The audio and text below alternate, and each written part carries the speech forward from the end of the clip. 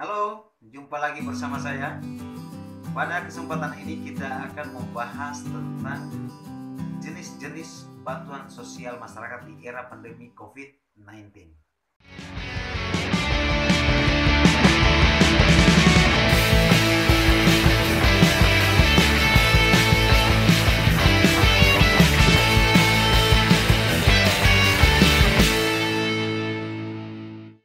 Setidaknya ada 7 jenis bantuan sosial masyarakat.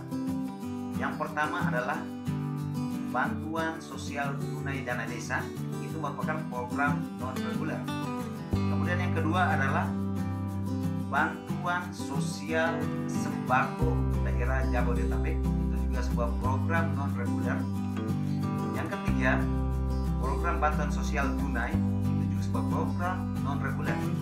Lalu kemudian yang keempat adalah pembebasan terhadap biaya listrik, itu juga sebuah program non reguler. Kemudian yang kelima adalah kartu prakerja. Nah, kalau kartu prakerja itu program reguler. Kemudian penambahan jumlah PKH, itu program yang keenam, penambahan jumlah PKH itu merupakan program reguler. Dan yang terakhir adalah kartu sembako. Pada kesempatan ini kita akan membahas satu persatu, mulai dari sumber dananya, payung regulasinya, cara penyalurannya, dan syarat-syarat untuk masuk dalam kategori penerima bantuan tersebut. Mari kita lihat satu persatu.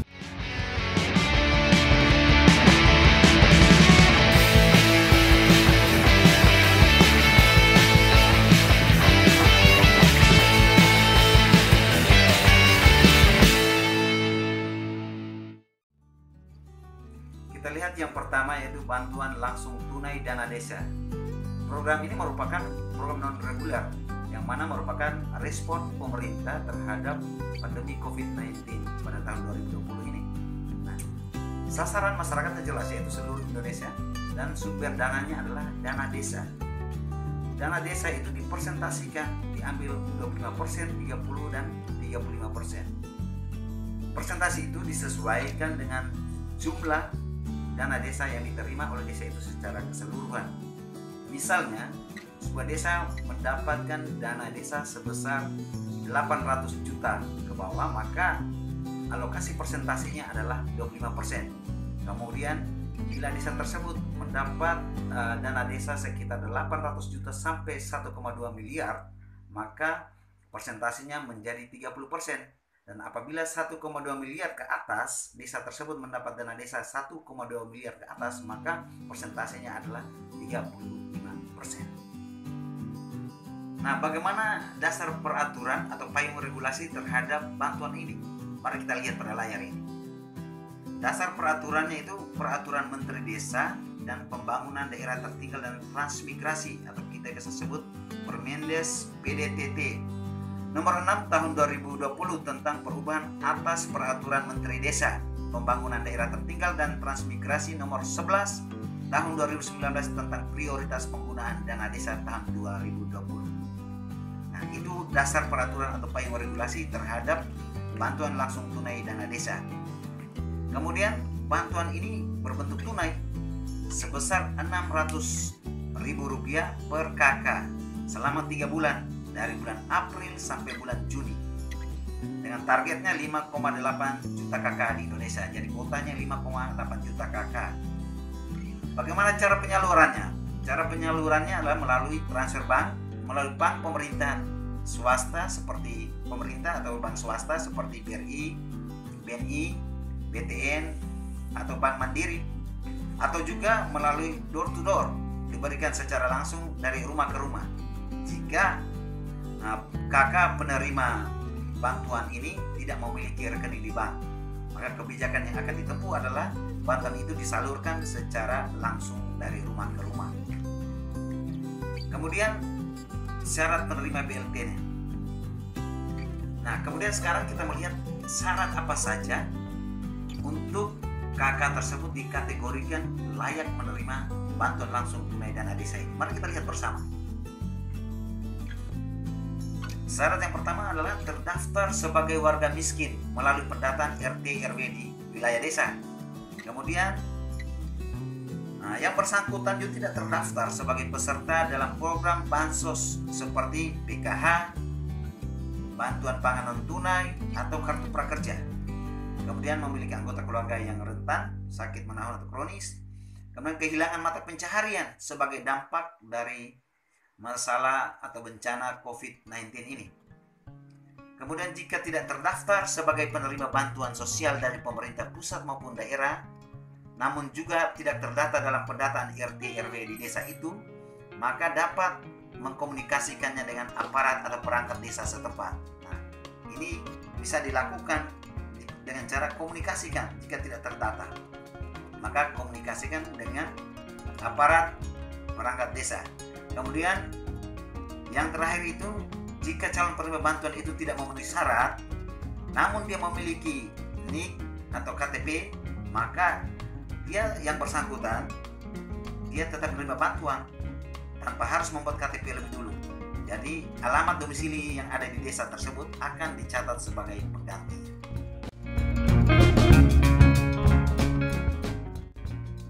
Yang kedua adalah bantuan sosial tunai.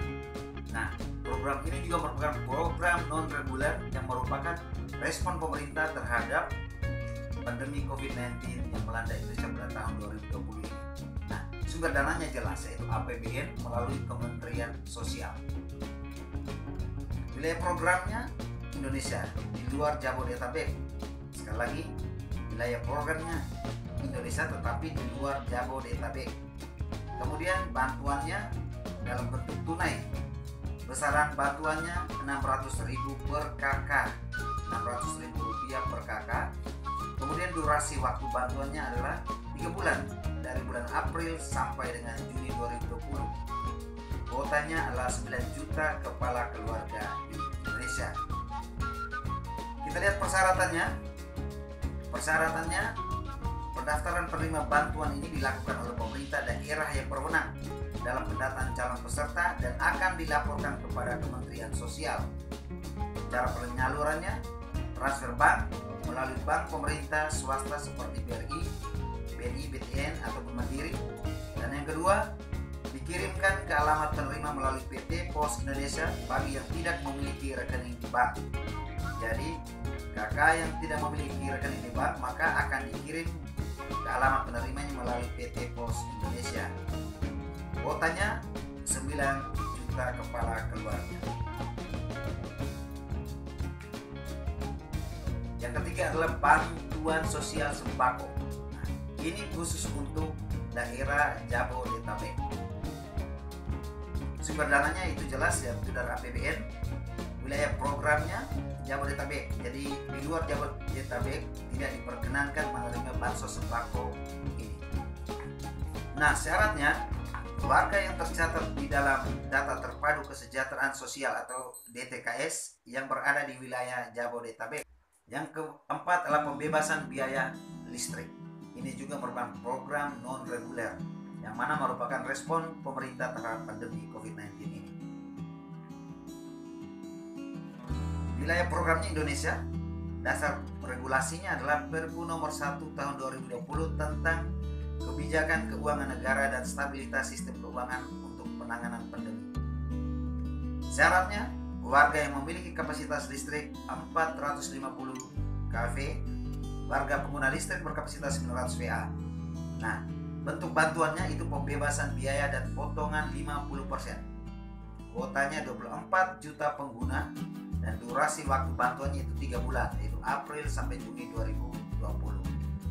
Bagaimana cara penyalurannya? Ada beberapa langkah. Yang pertama, menurut perusahaan listrik negara PLN, menggunakan kapasitas 450 kV pasca bayar dapat menikmati pembebasan biaya secara langsung dan mengirimkan nomor ID pelanggan ke nomor WhatsApp 0812212323. Kemudian yang kedua, akses website PLN http://www.pln.co.id menggunakan ID pelanggan. Sekali lagi, menggunakan ID pelanggan. Setelah registrasi dilakukan, pengguna listrik dapat menikmati pembebasan biaya langsung selama 3 bulan. Kemudian yang berikut, Untuk mendapatkan keringanan, pelanggan kapasitas 900 VA pasca bayar hanya perlu membayar 50% dari biaya tagihan biasa. Nah, kemudian yang keempat, pengguna token cukup mengakses melalui http www.pln.co.id atau nomor WhatsApp 081221231123. Nah, potongan diberikan terhitung dari pemakaian bulanan tertinggi dalam 3 bulan terakhir. Nah, itu jenis bantuan pembebasan biaya listrik program non-reguler. Kelima adalah program kartu prakerja. Kalau program kartu prakerja, durasi waktu bantuannya insentif selama 4 bulan setelah selesai pelatihan. Kuotanya 5,6 juta orang dan sumber dananya jelas, yaitu dari APBN. Kemudian biaya programnya seluruh Indonesia. Payung regulasinya Peraturan Presiden Nomor 36 Tahun 2020 tentang pengembangan kompetensi kerja melalui program kartu prakerja. Sementara bentuk bantuannya pelatihan dan insentif. Nah, teman-teman, besaran bantuan itu 1 juta rupiah per pelatihan. Kemudian setelah latihan maka insentifnya 600.000 per bulan tanpa insentif survei kepekerjaan sebesar 150.000 rupiah. Bagaimana cara pendaftarannya? Cara pendaftarannya ada 4 tahap. Yang pertama, proses pendaftaran dapat diakses melalui situs prakerja.id. Kemudian yang kedua, jika berhasil mendaftarkan diri, pelamar akan mendapatkan kode yang terdiri atas 16 digit angka. Angka itu yang menjadi identitas akun peserta. Kemudian yang berikut, peserta juga akan mendapatkan saldo sebesar 1 juta rupiah yang tersedia di dashboard akun. Jadi begitu akun peserta itu.